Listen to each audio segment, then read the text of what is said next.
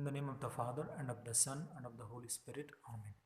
My dear friends, today the church celebrates the feast of Timothy and Titus, bishops, the travel companions of the Apostle Paul.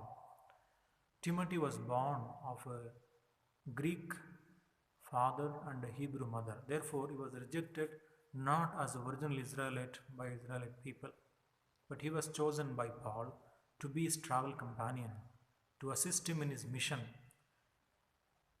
And though he was very young, he was made the bishop of Ephesus.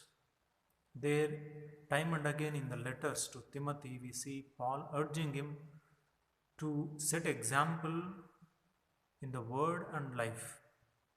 Even in today's first reading, we heard that fan the flame that you received by the laying of my hands.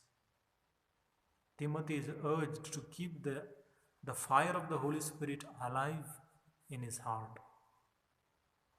Titus was also the travel companion of Paul, and later on he was given the in charge of the church of Crete. We see the foresight of Paul. He not only created the churches in various places, Romans, Philippi, Corinth, but he also created, formed, trained men who would look after it in the times to come. That is the leadership skill. A true leader is not the one who eliminates the upcoming leaders. A true leader is the one who trains, who forms, who begets worthy men of heart and mind to lead people in the days to come. In the gospel today, we listen about the sower, the word of God. What kind of soil is our heart to the word of God? Is it like the wayfarer, or those seeds which were eaten by the birds? Or is it like the heart which has no depth, or like the heart which is dissipated in the cares and worries of the world, or a heart aided by the grace of God which lives in communion with God?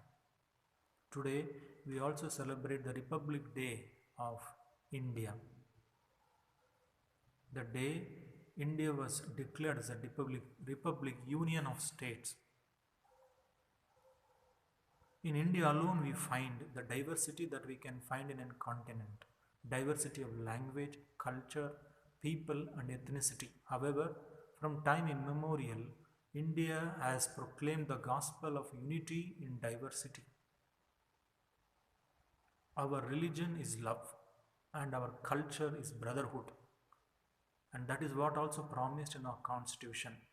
But unfortunately these days we see so many forces bringing about communal disharmony, communal tension, sowing the message of hatred and violence in the society, thus destroying the peaceful atmosphere in our Indian nation.